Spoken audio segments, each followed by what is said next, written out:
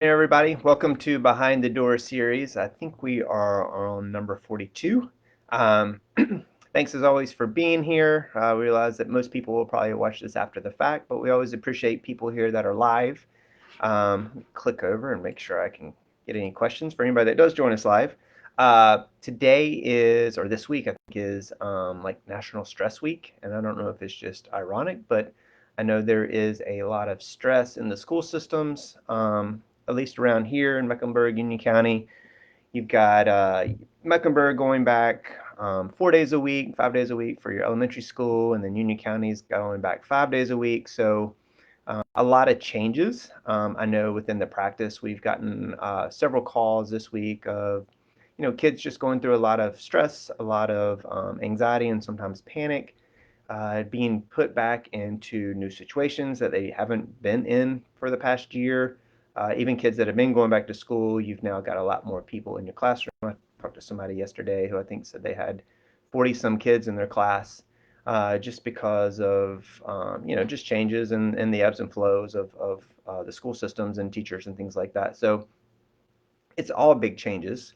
And we've talked a lot about it over the pandemic, in several different formats, through this format, through pandemic parenting, those kind of things of just these changes. And so just wanted to put things in perspective for you as a parent and help you maybe understand maybe what yourself is going through and along with your children.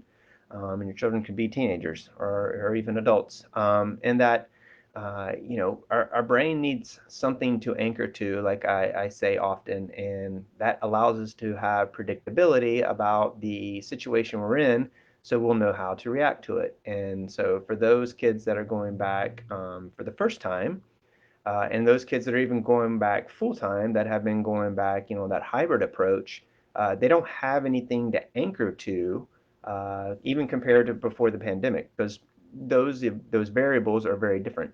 The situations are different. Everyone's wearing masks, and the social distancing piece, and freedom of movement and those kind of things that we associated before the pandemic. Those have changed, and so it's the unknown, and people that even had a propensity towards anxiety prior to that, it's just been elevated. So um, a lot of things prior to, and even every day this week is slightly different. It's depending on specials and those kind of things. And so those first couple of days, you may have seen some pretty rough behavior, and resistance to doing some of the things that you just think that they would want to go back and be around their peers and those kind of things. And that's not always the case, unfortunately. So um, a lot of that is just wiring, and with your kiddos and your teenagers, the wiring's not there to be able to handle a lot of these stressors.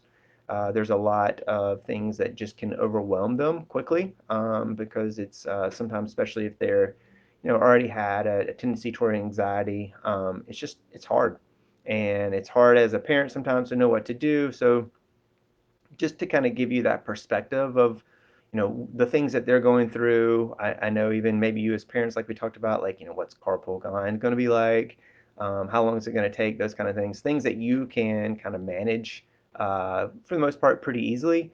That's not always the easiest thing for your kids to manage, and what to do when I get out, and where do I go, and how does it all work.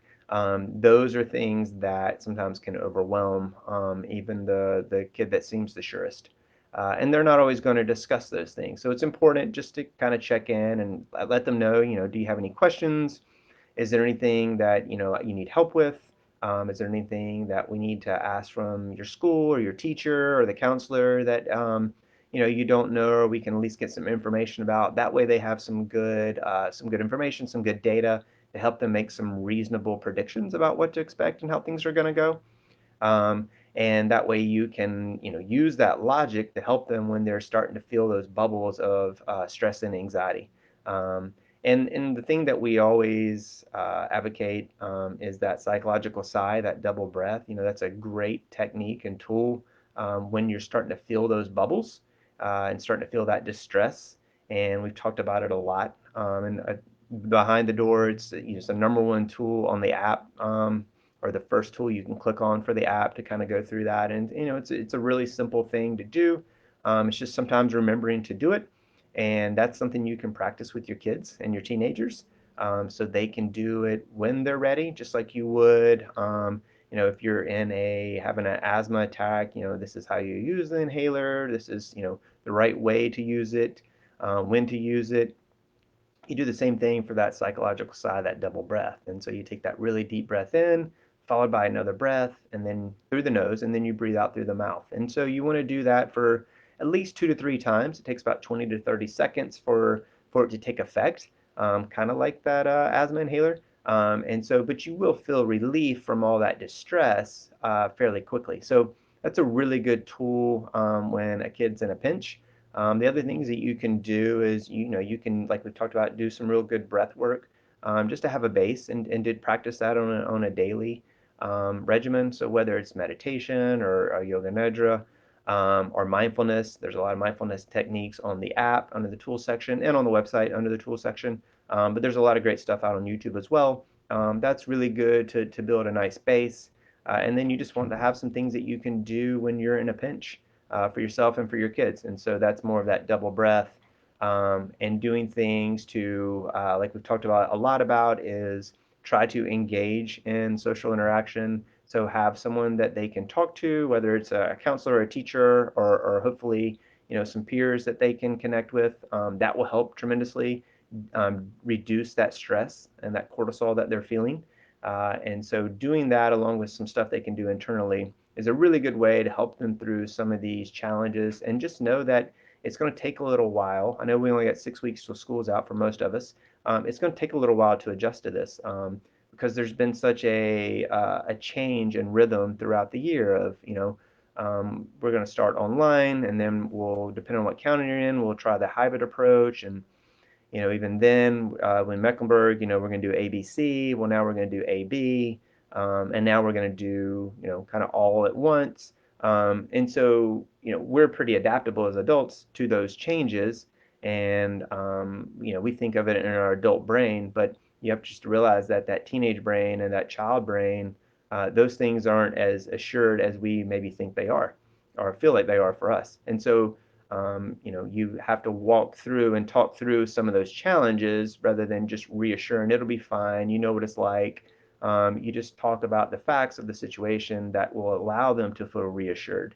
And so it's coming from an internal place for them versus an external place from you or from someone else. So it gives them some really good internal tools to be able to take care of themselves and then also seek out help that will kind of help them with that confirmation. So work through all those things. Hopefully those things are good tips.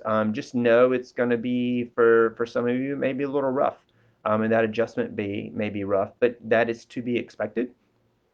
And if you're still seeing this, week 2, week 3, then you may have something different on your hands than, hey, this is just an adjustment. It's hard. And so some people that struggle with change are going to find this more stressful than others.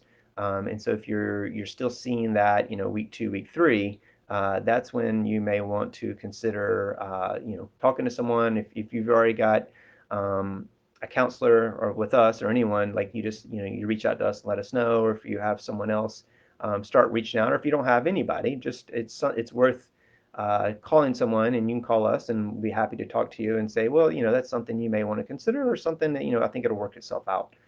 So we're happy to help. And there's a lot of tools on the app and on the website to kind of help you make those decisions. We've had a behind the door before about, how to find the right therapist. And so just use all those resources that you have at your fingertips to help you make the best decisions. All right. Thank you. I think Kirsten is doing Behind the Door next week. I am off. I am going to go practice what we preach here at L&B Counseling, which is get outside, and I'm going to go run the Grand Canyon, hopefully rim to rim to rim. And then I'll be back in 2 weeks and talk a little bit about that, and then share some more information about what happens behind the door here at L&B Counseling. Thanks. Y'all have a great day.